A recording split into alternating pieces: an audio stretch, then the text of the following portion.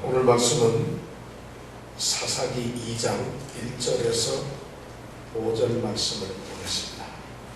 이것도 짧기 때문에 우리가 읽고 또 퀴즈를 몇 문제를 내겠습니다. 한 사람 한 사람 몇 문제를 낼 테니까 이 1절부터 5절까지 말씀을 잘 조심해서 아주 주의해서 읽어야 됩니다. 그래서 바로 질문은 이정근 집사님서부터 질문을 하겠습니다. 우리 다 같이 1절서부터 5절까지 한 목소리로 읽겠습니다. 여호와의 사자가 길갈에서부터 보김에 이르러 가로되 내가 너희로 애굽에서 나오게 하고 인도하여 너희 열조에게 맹세한 땅으로 이끌어 왔으며 또 내가 이르기를 내가 너희에게 세운 언약을 영원히 어기지 아니하리니 너희는 이 땅 거민과 언약을 세우지 말며 그들의 단을 헐라 하였거늘 너희가 내 목소리를 청정치 아니하였도다. 그리하면 어찌미냐. 그러므로 내가 또 말하기를 내가 그들을 너희 앞에서 쫓아내지 아니하리니 그들이 너희 옆구리에 가시가 될 것이며 그들의 신들이 너희에게 올무가 되리라 하였노라. 여호와의 사자가 이스라엘 모든 자손에게 이 말씀을 이르매 백성이 소리를 높여 운지라. 그러므로 그것을 이름하여 보김이라 하니라.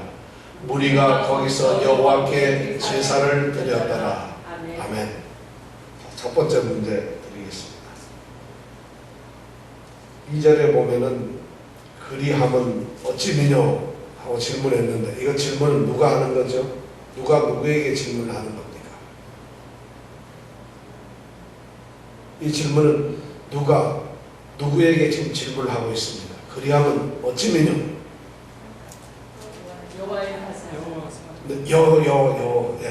여호와의 사자가 누구한테?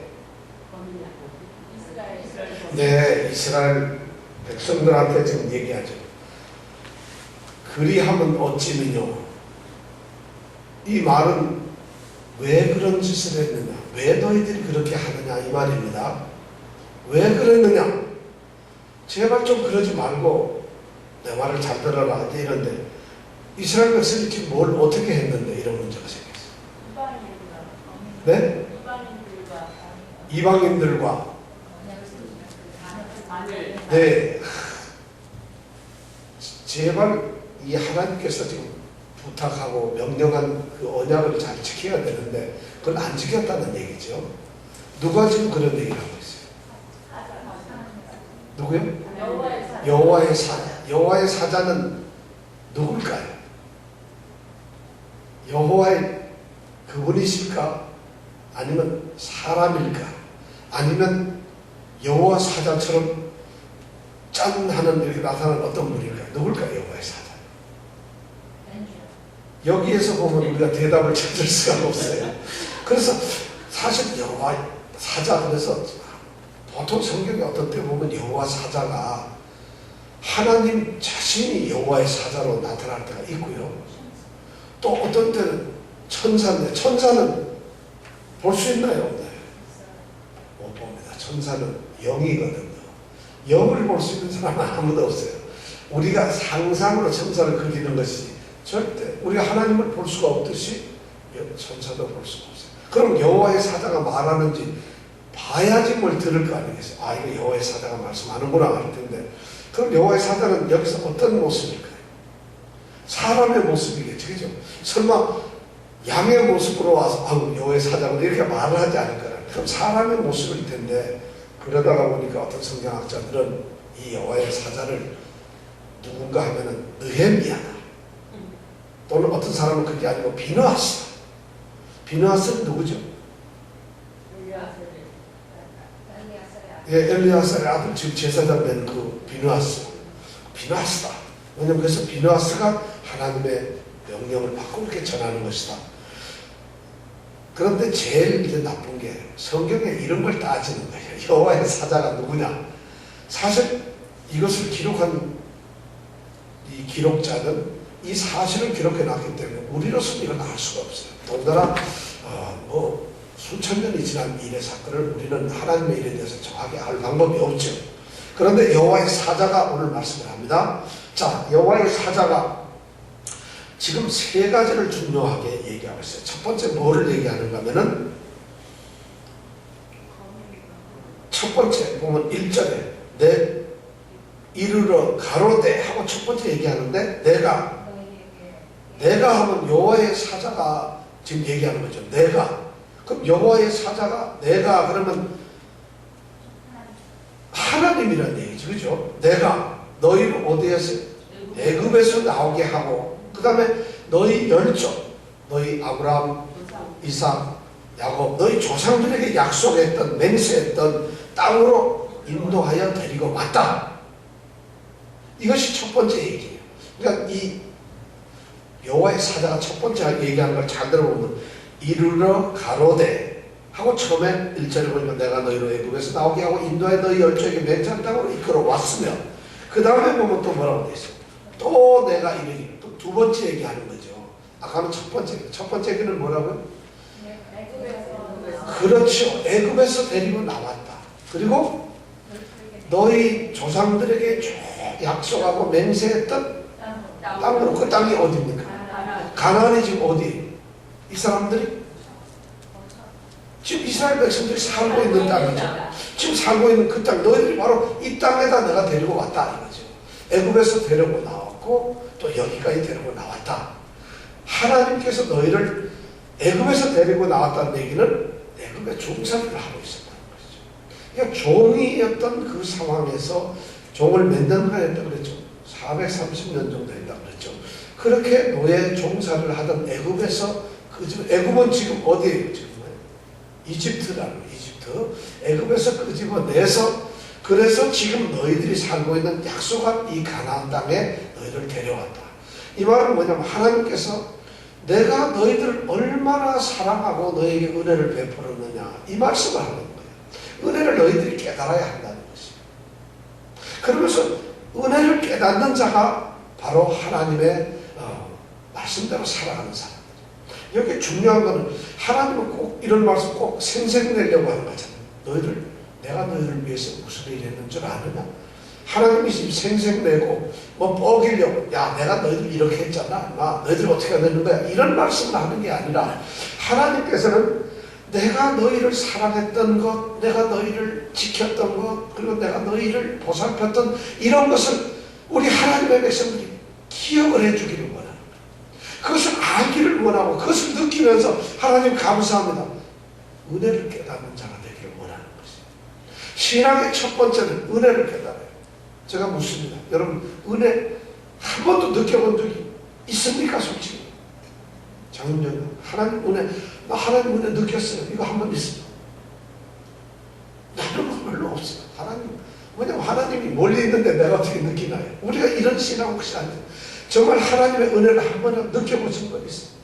뭐 건강을 지켜줬다, 내 직업을 어떻게 해줬다, 또는 뭐 어떻게 돈을 벌게 해줬다, 또 뭐 자식들과 이런 걸 뭐 줬다, 뭐 이런 것이 아니라 정말 자기 스스로 자기의 삶에 살아가면서 하나님께서 정말 어떻게 해주셨다는 것, 이거를 느끼려면은 그걸 느끼고 살려면은 믿음이 좋아서도 아니에요. 뭐냐? 하나님을 아는 거예요. 정말 하나님을 알아야 돼요. 근데 우리는 하나님을 나하고는 관계없는 성경책에 나와 있는 기독교라고 하는 종교의 하나님 신이다. 그래서 그 신이 성경에 보니까 천지를 만들었다더라. 그리고 그 삼위일체로 있어서 그 아들을 세상에 보냈다더라는 지식적인 기독교의 종교의 신으로 하나님을 생각해버리면 우리하고 관계가 없어요. 바로 이 하나님이 우리 집에 계시고 바로 옆집에 있는 아저씨와 같이 만약 느껴진다고 한다면은 우리는 그 사람을 매일 만나서 식사하셨습니까? 오늘은 어떻게 건강하게 계십니까? 대화하는 것처럼 하나님은 그렇게 느껴져야 되는 거예요. 이것이 우리 신앙이에요. 근데 신앙은 제일 문제가 이 구원을 받은 백성들이 바로 그 구원을 직접 해주신 하나님을 못 느끼고 사는 것이에요. 우리가 예수를 믿는 것은 뭐냐면 구원을 받았잖아요. 그럼 예수는 하나님께서 보내주신 하나님의 독생자죠. 그럼 그 아들을 십자가에 죽은 그 예수를 우리가 믿잖아요. 주로. 그리고 우리가 구원을 받았잖아요. 그럼 예수를 믿고 구원을 받은 사람들이 바로 우리인데 구원에 대한 느낌이 아무것도 없으면서 하나님을 느낀다? 처음 나는 말씀. 있지를 않아요. 어떤 사람이 나에게 돈을 100불을 줘서 그 100불을 가지고 내가 시장을 봐서요. 찐빵을 사가지고 와서 집에서 데워서 먹을 때에 비로소 먹으면서 찐빵이 맛있구나. 그런데 이 찐빵을 사도록 그분이 나를 돈을 100불을 주었구나. 내가 그걸 가지고 샀구나. 이렇게 느껴져야만 그분이 느껴지는데 하나님께서 독생자 예수를 통해서 우리를 구원했다는 것이 머릿속으로만 하니까 하나님은 절대 안 느껴집니다. 저도 사실은 그렇게 하나님을 느껴보고 싶어요. 그런데 우리 믿음에서 이렇게 느끼면서 신앙생활하는 사람들 제가 보기에는 정말 보기 힘들어요. 그런 신앙 가진 사람들은 하나님을 두려워하고 해서 함부로 할 수가 없어요. 하나님을 느끼면서 살아가는데 어떻게 그럴 수 있어요? 하나님의 은혜를 느끼면서 살아가, 은혜를 생각하라. 이 말은 하나님과 같이 산다는 것입니다. 이것이 우리 신앙의 첫 번째. 우리 믿음의 이 조상들 말고도 우리 선조들 중에서 우리의 먼저 가신 많은 믿음의 사람들 중에서 그렇게 느끼면서 살았던 사람들이 있어요. 그렇기 때문에 그 사람들은 하나님의 살아계심과 같이 있는 걸 알기 때문에 죽음을 두려워하지 않았어요. 실제로 고난을 두려워하지 않았어요. 부끄러움을 수치스럽게 생각하지 않았어요. 그리고 신앙생활에서 대충이라는 게 있을 수가 없었어요. 그리고 신앙생활을 하면서 적어도 그들이 얼마나 철저했는지 몰라요. 그런 분들의 책을 읽어보면은 이분들은 도대체 일부러 쓸 리가 없잖아요. 그렇게 살더라고요. 그렇게 살았더라고요. 우리에게는 사실 그런 시간이 필요합니다. 오늘날 여러분들 한번 가만히 생각해 보세요. 정말 신앙을 그렇게 가지고 사는 사람들이 누가 있겠어요? 얼마나 있는지 모르겠어요. 근데 그게 안 그래도 교회만 잘 다니면 되지. 그러면 구원을 받은 감격이라는 게 뭐가 있어요? 구원을 받았으면 구원이 뭐가 느껴져야 되는데 그런 것이 안 느껴진다는 것이죠. 오늘 여호와의 사자가 와서 첫 번째 얘기하는 게 뭐냐면 바로 애굽에서 너희들 꺼냈어. 그리고 너희들을 잘 인도해가지고 너희 조상들한테 약속했던 너희 살고 이 땅에 누가 데려왔니? 내가 데려왔다. 그 은혜를 너희들이 지금 기억을 하라는 것이에요. 그걸 생각해 보라는 것이에요. 그것이 첫 번째 말이고 두 번째 말은 뭐죠?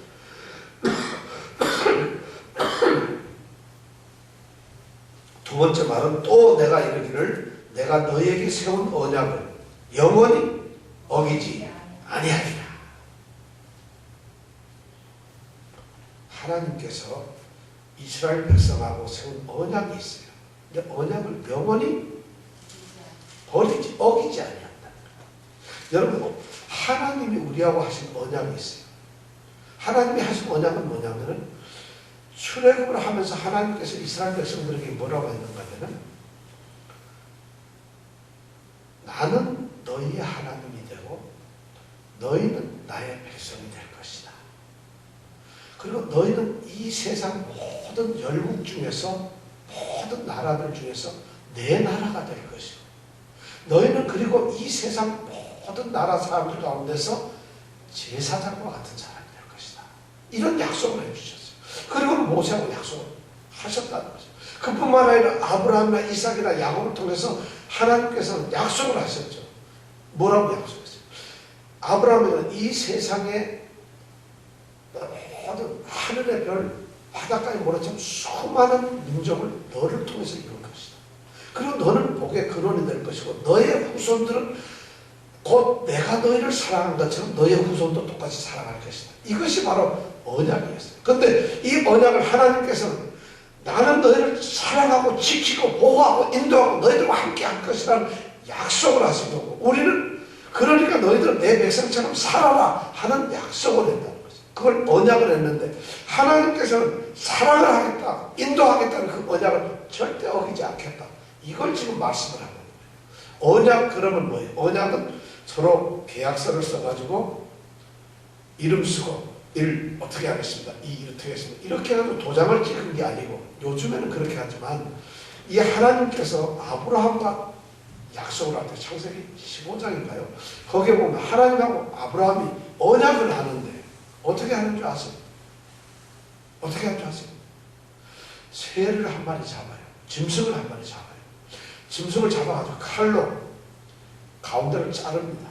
완전히 두 장단이 내는 게 아니라 그냥 잘라가지고 가운데를 이렇게 벌려요.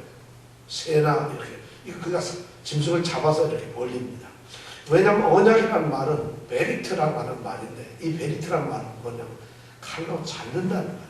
그러니까 언약이라는 것은 칼로 잘랐다는 것이에요. 그러니까 동물이나 새나 이런 것을 잘라놓고 가운데 딱 벌려놓고 난 다음에 언약을 맺은 하나님과 언약을 맺은 아브라함이 그 가운데를 지나갑니다. 그 갈라놓은 짐승. 그리고 그 가위를 하나님이 쓱 지나가시고 그 다음에 아브라함이 지나갔어요. 그리고 그것이 자 이제는 우리가 언약을 했다. 그 언약의 뜻이 뭘까요? 왜 그렇게 짐승을 갈라서 고대에 하나님께서 하신 그 언약의 방법이 그랬다는 것이에요. 그래서 베리트라는 말이 칼로 잘랐다는 이런 의미를 가지고 그 말이 언약이라는 말로 바뀌었어요. 그럼 왜 언약을 그런 식으로 했을까요? 그냥 약속하고 도장 찍어서 사인하고 지장 딱 찍어서 아니면은 서야 합니다. 이렇게 하면 될 텐데 짐승을 갈라놓고 새를 갈라놓고 그 사이를 반드시 지나갔어요. 왜 그랬을까요? 만약 어기면 요렇게 된다는 것이에요. 요렇게 된다. 네가 어기면 요렇게 되고 하나님이 어기면 하나님이 이렇게 된다는 것이에요. 약속을 어기는 자는 죽는다. 이것을 나타내는 것이에요. 그럼 여기서 언약이라는 말, 성경에 말하는 언약이라는 말은 전부 이런 의미예요. 죽는다는 것이에요. 그러니까 하나님께서는 절대 약속을 어기지 않아요. 그러니까 하나님께서는 너희와 한 이 언약을 내가 결코 어기지 않을 것이다. 그러면 백성들은 어떻게 해요? 아브라함의 후손과 백성들, 모세의 율법을 따라서 언약을 했던 그 백성들은 똑같이 어기지 말았어요. 어기면 죽는다는 것이에요. 그냥 가차없이 죽는다는 것이에요. 죽어야 된다는 것이에요. 그런데 그런 걸 해놓고 나서 이 사람들은 어떻게 했을까요? 2절에 보니까 자, 하나님께서 그렇게 안 한다는데 2절에 보니까 너희는 이 땅 거민, 이 땅은 어디예요? 바로 지금 가나안 땅이죠. 가나안 땅에 살고 있는 사람과 뭐를 하지 말라? 언약을 너희들은 맺지 말라. 이게 하나님이 하신 말씀. 너희는 이 가나안 땅에 있는 사람들하고 이런 어떤 약속, 언약, 그래서 그들하고 언약, 무슨 체계를 하지 말라는 것이. 그래서 그들에게 뭔가를 하지 말라는 것. 두 번째는 그들의 단을 헐라. 단을 헐라는 건 뭐죠? 그들이 우상을 섬겨놓고 바알신을, 아세라신을 만들었고 이런 아스타로 신을 만들고 거기에다가 제사를 지내는 그 단을 갖다 전부 헐어버리라는 거죠. 하나님께서도 우상을 싫어한다는 것이죠. 이렇게 하나님은 그 약속을 이스라엘 백성들하고 했어요. 그런데 그 약속을 하고 나는 너희들을 지키는 것을, 너희들을 보호하고 너희들을 사랑하고 너희들을 외부 모든 적으로부터 인도하고 지키고 하는 것을 나는 언약을 하겠다 해서 그걸 지켜왔는데 너희는 지금 이 땅에 와가지고 언약을 안 지키고 있다는 것이에요. 안 지키고 있으면 어떻게 돼요? 짐승이 되어야죠. 짐승. 지금 하나님께서 그 말씀이에요. 그런데 그러면서 말씀하는 그대로 너희가 내 목소리를 청정치 아니하였도다. 너희들이 하나님께서 그 약속을 하고 하나님께서 너희들에게 명령한 나의 약속의 명령을 너희들이 청정이라는 것을 듣고서 순종을 안 했다는 것이죠. 순종을 안 했다. 그러면서 그 다음 말이 그리하면 왜 그랬느냐? 왜 약속을 안 지켰느냐? 하나님이 지금 이스라엘 백성들이 그걸 묻고 있는 거예요. 그럼 하나님 이 여호와의 사자는 이걸 어떻게 알았을까? 약속을 안 지키는지 어떻게 알았을까? 여러분 어떻게 알 수 있었어요? 하나님 여호와의 사자가 멀리서 망원경 보고 알았을까요? 아니면 여호와의 사자는 저절로 그냥 아는 건가요? 근데 오늘 성경 이 말씀을 사사기서를 기록한 이 기자의 얘기를 기록한 사람의 글을 잘 보면 2장 1절에 여호와의 사자가 어디에서 어떻게 자, 2장 1절에 보면 어때요? 여호와의 사자가 길갈에서부터 보김에 이르러서 지금 말하는. 그럼 어디서부터 왔다고요? 길갈에서부터 와가지고 지금 어디에 와 있죠? 보김 와 있어요. 길갈이 어디고 보김이 어딘지 아세요, 여러분?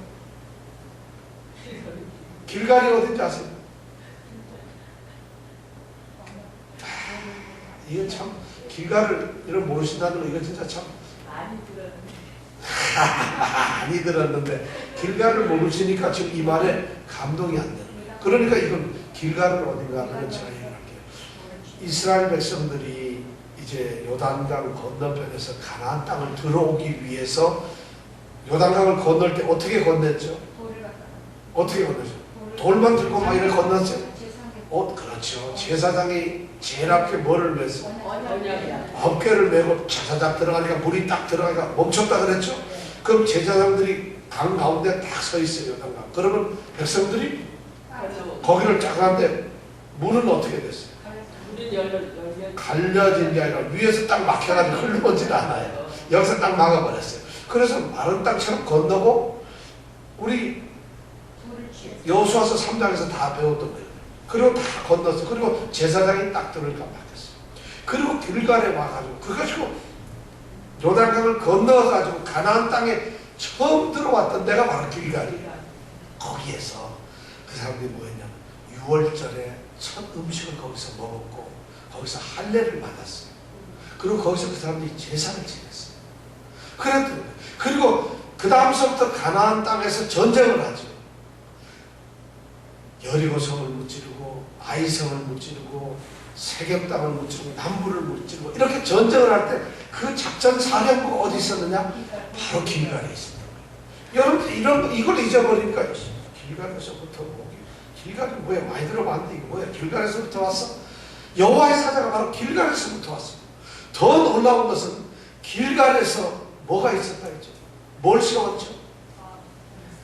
길볼에 뭘 세웠어요? 이 백성들이 각각의 이 각 지파의 두령들한테 돌을 하나씩 가져가고 있어요. 그래서 그 돌을 가져와가지고 하나는 길갈에다가 돌을 탑을 세웠어요. 그럼 몇 개가 세워졌죠? 12개. 그리고 요단강 가운데다가 또 돌을 12개를 세웠어요. 왜 이 돌을 세워야 되느냐고 물었을 때 뭐라고 했어요? 그렇죠. 후대 너희들이 이 돌을 왜 세웠느냐 묻거든 하나님께서 우리를 인도하셔서 요단강을 건너게 하고 광야에서 애굽에서 다 나오게 해서 바로 이 땅을 우리에게 주시기 위해서 요단강을 건너게 했다는 것을 알게 하기 위해서 요단강 가운데 탁 돌이 12개가 서 있어요. 그리고 길갈에 돌이 서 있어요. 그 돌탑을 보는 순간 하나님께서 우리를 지켰구나 하는 것을 두고두고 기억합니다. 그렇게 하기 위해서 세워놓은 돌이 바로 길갈이었다는 것이죠. 그런데 여호와의 사자가 바로 거기에서부터 출발하는 것이죠. 오늘 말씀 보니까 여호와의 사자가 길갈, 이스라엘 작전 사령부였던 최초의 가나안 땅에 들어왔던 그 장소에서부터 여호와의 사자가 이제 출발하는 것이죠. 그래가지고 어디까지 왔다고요? 보김은 어딘가 하면은 지금 정확하게는 모르겠어요. 다 모르는데 뭐 어떤 학자들은 실로라 그러고 또 어떤 학자들은 세겜 땅이라 그러는데 이 우리 고대 성경에 보면 세겜 땅이라고 하는 것이 맞는 것 같아요. 세겜 하면 여러분들도 생각나는 게 있어요. 네? 그렇죠. 세겜에 아브라함이 첫 가나안 땅에 들어와서 제사를 지내는 것이 상수리 나무 안에서. 더군다나 세겜 땅에는 북쪽에 산이 하나 있고 남쪽에 산이 하나 있어요. 그리심산하고 에발산 두 산이 있는 가운데 계곡같이 생긴 이 땅이 바로 이 동네 이름이 세겜이라고 하는데요. 그럼 바로 이 보김이 바로 세겜 땅이라는 거예요.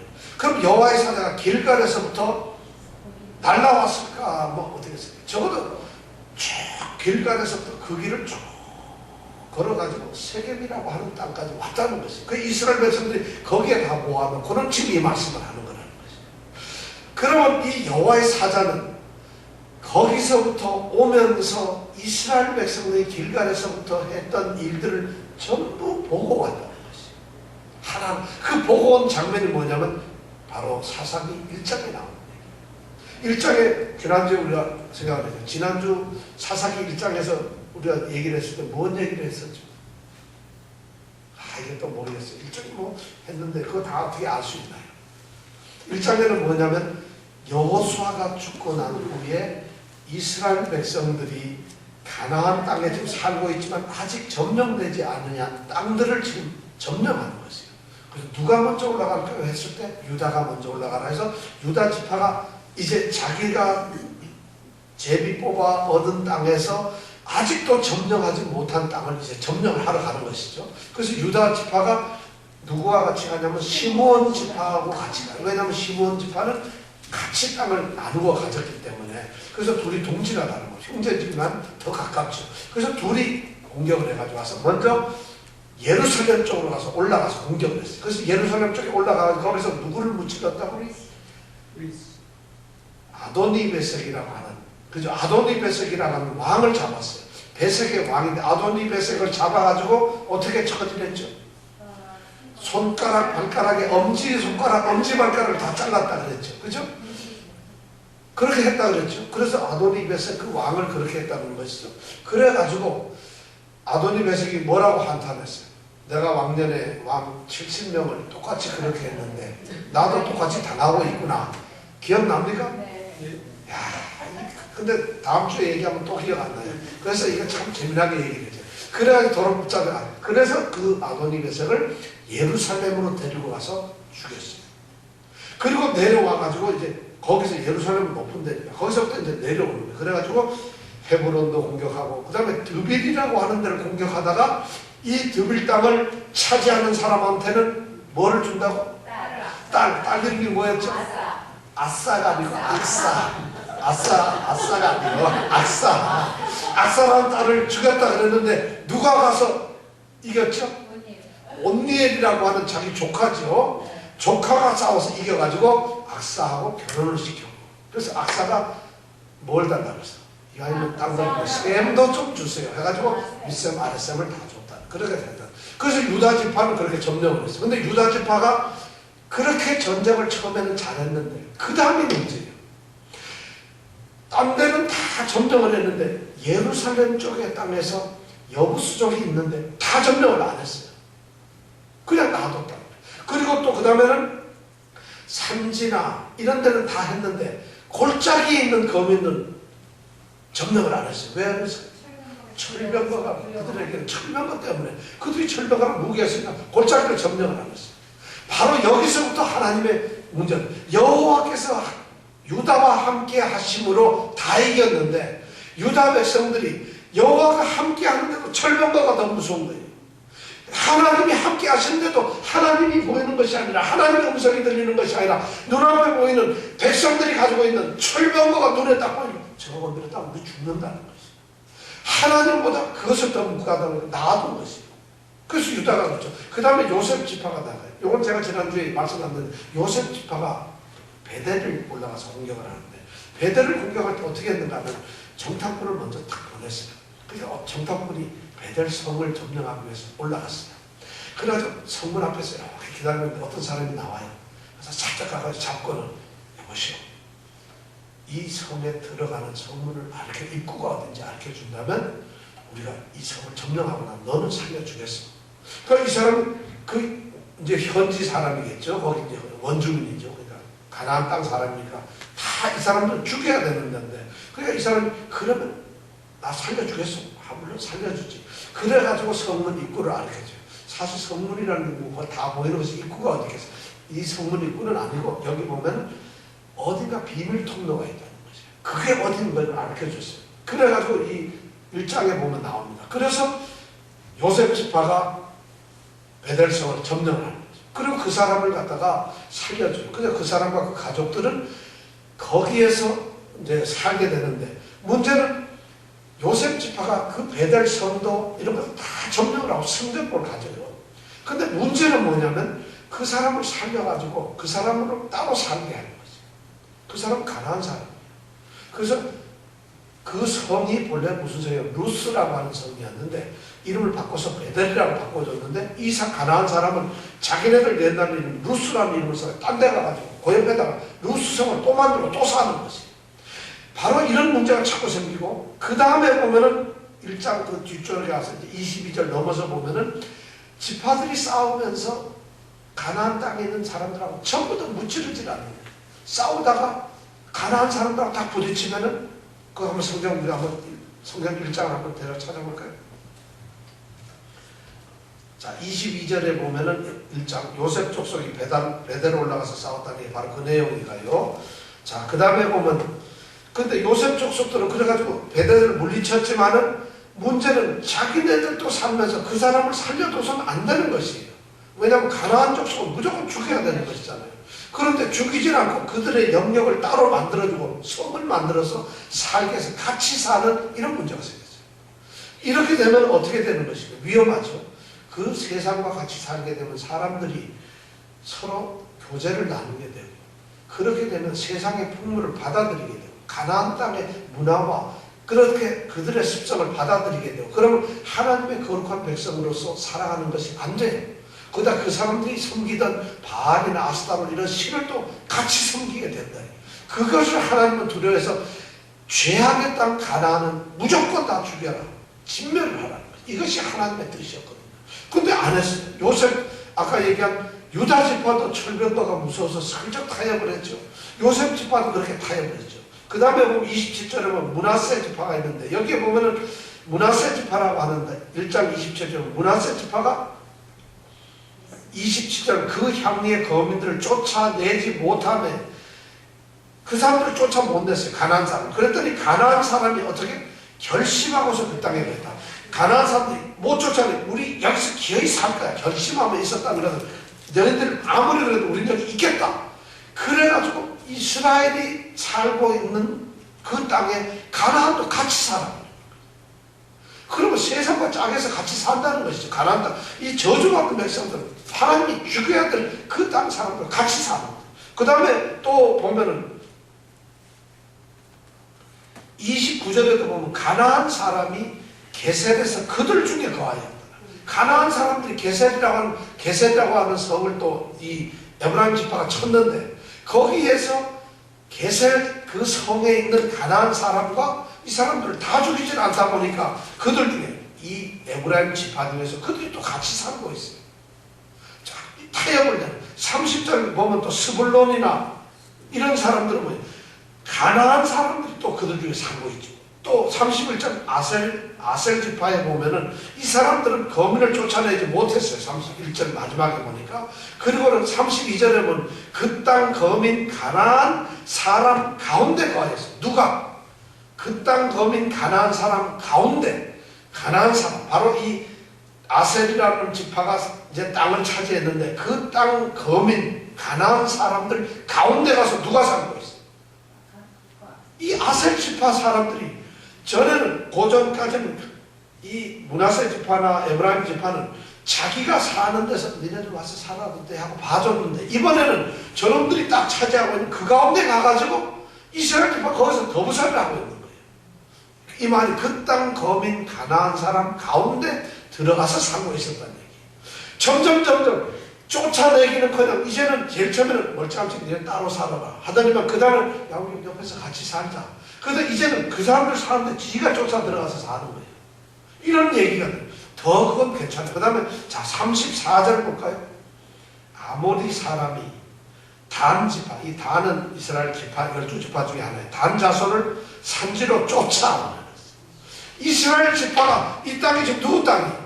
점령을 했으니까 우리 땅이잖아요.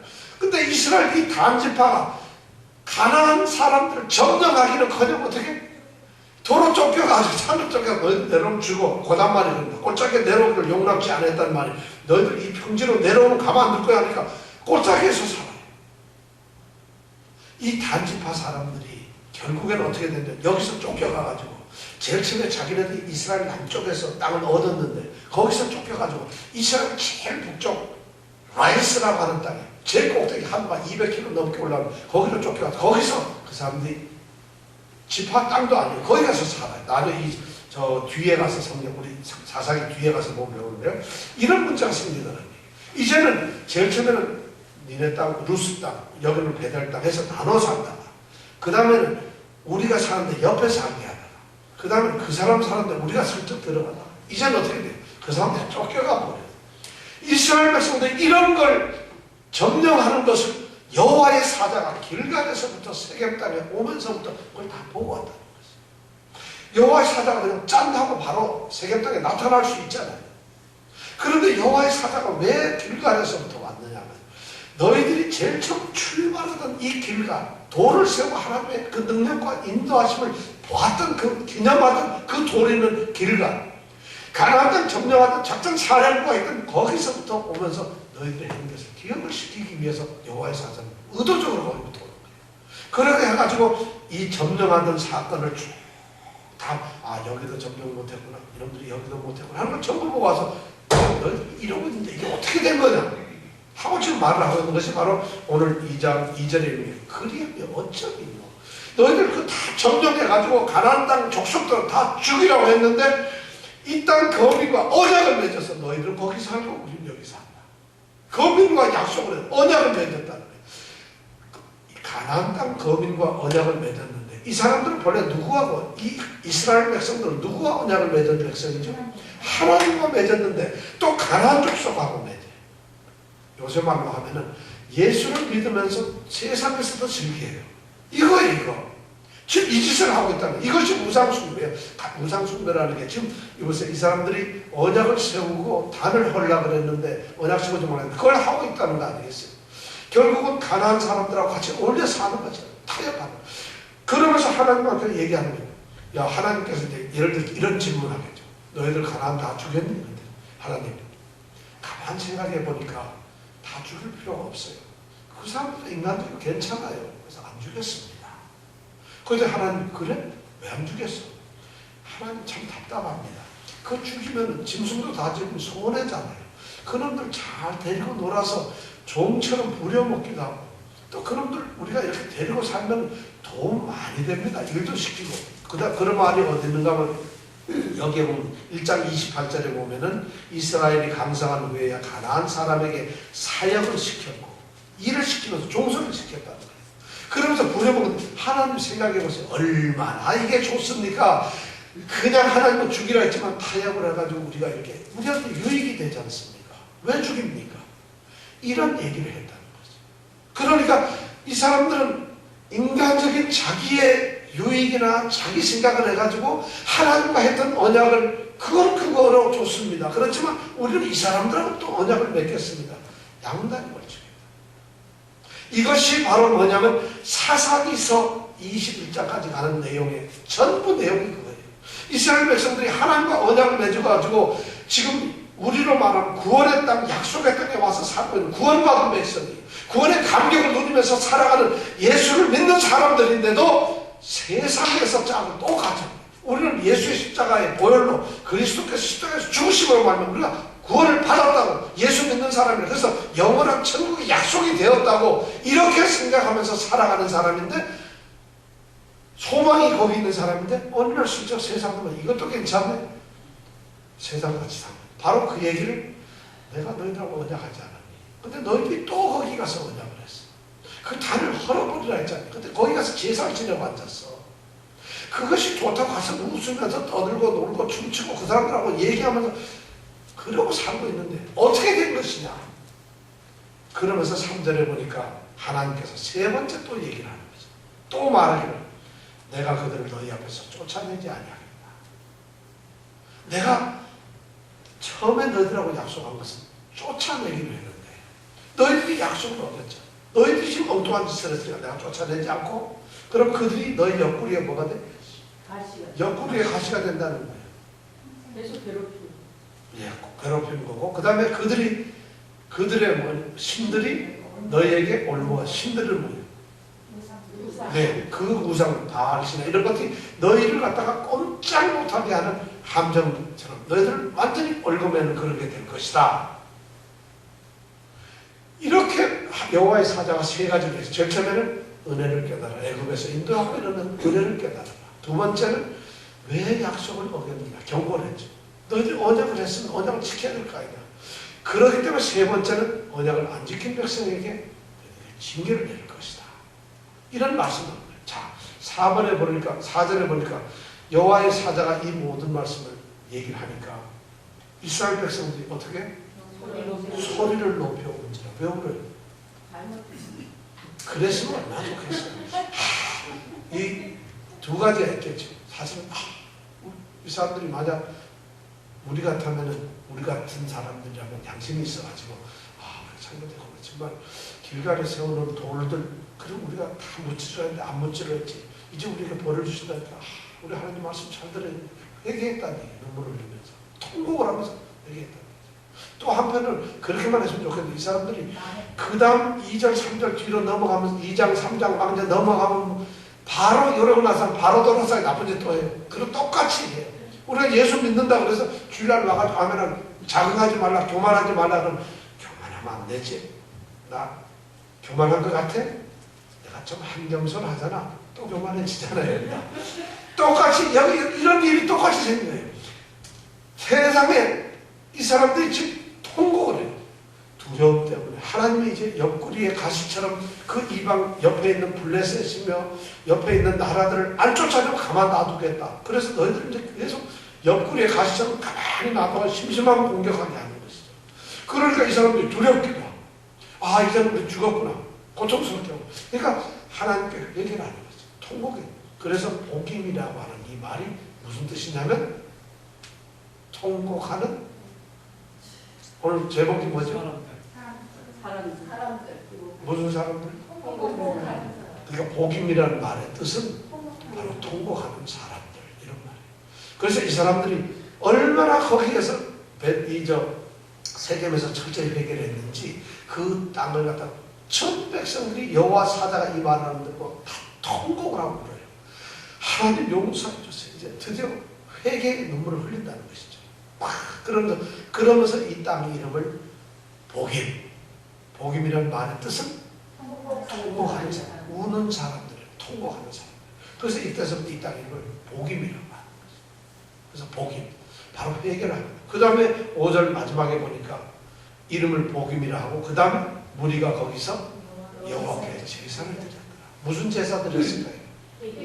속죄 제사를 드렸겠죠. 그죠? 제사를 드리고 하나님께 용서를 드렸죠. 요때까지만 해도 여호수아가 죽고 난 다음에 갈렙도 살아있고 그 다음에 이 가나안 전쟁에서 살아서 전쟁을 하는 이런 가나안 침략, 정복 전쟁하는 걸 다 봤기 때문에 하나님이 도우셨다는 거. 여리고 성에서도 도와주셨지. 남부 전쟁, 북부 전쟁 도왔다는 걸 알기 때문에 여호와의 사자가 이렇게 하면 가책을 받고 금방 통곡하면서 회개하면서 예배를 드리고 있었어요. 그런데 요 사람이 이제 다음 6절로 딱 넘어가면서부터 그 다음 얘기를 들어보면 인간들이 금방 달라져요. 그 사람도 죽어나면 달라져요. 그래서 이 사사기서는 끊임없이 우리에게 신앙의 도전을 줍니다. 우리 신앙의 모습이 어떻게 되어야 하냐, 우리 어떻게 살아야 되냐. 이 사람들이 제사는 지내지만 전 이 제사조차도 어쩌면 진실한 제사인지 어떤지 우리는 몰라요. 사실. 우리는 예배당에 예배만 드리면은 모든 것이 다 끝나버리나요? 마치 예배 드리면 우리 죄가 없어지고 하나님한테 예배 드리는 것은 우리 신앙은 하나님 끝! 내가 예배 드렸잖아. 예배에 왔는데 하나님은 그걸로서 우리에게 우리와의 관계가 다 언약 관계며 우리에게 믿음을 보는 건가요? 예배만 드리러 오면 하나님 우리의 믿음이 아주 완전해지는 건가요? 하나님 인정을 하는 건가요? 이 사람들은 제사나 예배라는 것을 종교화시켜요. 예배 자체가 너무 소중해요. 근데 예배가 종교 행사가 되다 보니까 시간도 억지로 와야 돼요.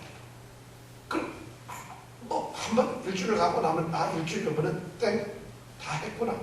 제사가 그렇게 되어버린 거예요. 요때 제사가 간절한 하나님께 예배를 드리고 하나님의 은혜를 감사하고 하나님 우리를 지켜주셨다. 하나님의 언약 때문에 그 하나님께 찬양을 위해서 예배를 나오는 것이 아니라 두렵거든요. 그러니까 예배를 종교 행사로 하나님 예배를 드려야지. 알았어요. 이런 예배는 1000번 들어도 소용이 없다. 10,000번 들어도. 왜냐면 하나님께서 실제 말라기나 이런 데 가면은 너희들이 재물을 가지고 와서 고기 막 이런 거 가져오는데 내가 코가 썩은 냄새가 나서 맡기도 싫다는 거지. 재물이 필요 없다는 거지. 너희들이 그런 거 나한테 뭐하러 가져오냐. 내가 지금 천지를 창조한 주인이 아니냐. 주인. 하나님이 내가 주인인데 내가 소고기가 없어서 양고기가 없어서 너희들한테 그거 가져오라는 줄 아느냐. 내가 사람이 없어서 너희들한테 예배 맡겠다고 이러는 줄 아느냐. 너희들은 예배를 들어와서 예배하러 왔다가 성전에 와서 제사 드린다고 짐승 가지고 끌고 오고 희생제사 드렸다고 자랑을 하지만은 내가 그걸 먹고 싶어서 그걸 너희들에게 보고 싶어서 제사를 드린 게 아니라는 것이에요. 근데 오늘 사람들이 제사를 갖다가 예배를 갖다가 종교화시켜버려요. 왜 우리에게는 간절한 예배가 없을까요? 저조차도 예배가 어떤 주일날이 되면 토요일날 되면 벌써 설레야 되지 않나? 아, 내일 주일날인데 모든 일정을 잡고 내일 좀 일찍 가서 예배 시간 가야 되겠다. 야, 누가 예배에 같이 올까? 내일 찬양을 어떻게 할까? 이런 기대를 여러분 요만큼 갖고 계세요. 금요일날 저녁 때면 그런 생각을 하시나요? 금요일날 예배는 바로 그런 마음이 이미 예배예요. 그게 없이 여기 온 건 제가 죄송한 건 예배가 아닙니다. 오늘도 억지로 가야 되는데 주일날이지. 억지로 가야 되겠구나. 이것은 바로 억지로 된 종교행위라는 것이에요. 이 사람들이 지금 제사를 드렸다는 게 그렇게 드렸을 것 같아요. 왜냐하면 그 다음부터는 금방 달라지니까요.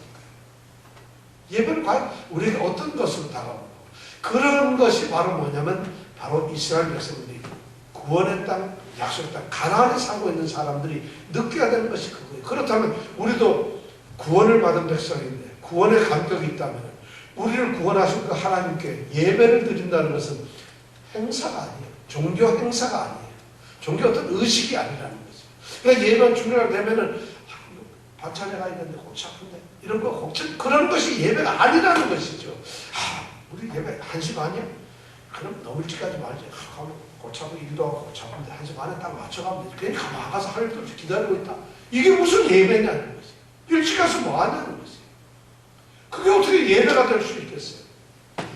그거는 전적으로 시간에 저거는 인간들의 어떤 제도에 의한 그런 행사죠. 종교 행사죠.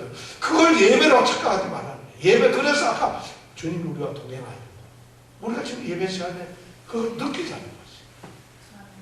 이스라엘 백성들이 그런 걸 느끼라는 것이에요. 그런데 이 사람들은 하나님과 언약을 갖다 그런 종교 행위로 만들어 버렸기 때문에 그러면 그거고 하나님과 약속은 약속이고 또 우리는 세상과 산다는 것이에요. 성도들이란 누구예요? 오늘 구원받은 이 이스라엘 백성들은 누구예요? 성도는 세상에서부터 구원을 받은 사람들이죠. 세상에 막 썩어져 죽어가는 죄악 속에서 구원을 받은 사람인데 그 대신 그 사람들은 세상을 향해서 어떻게 살아야 되느냐? 빛과 소금처럼 살아야 되죠.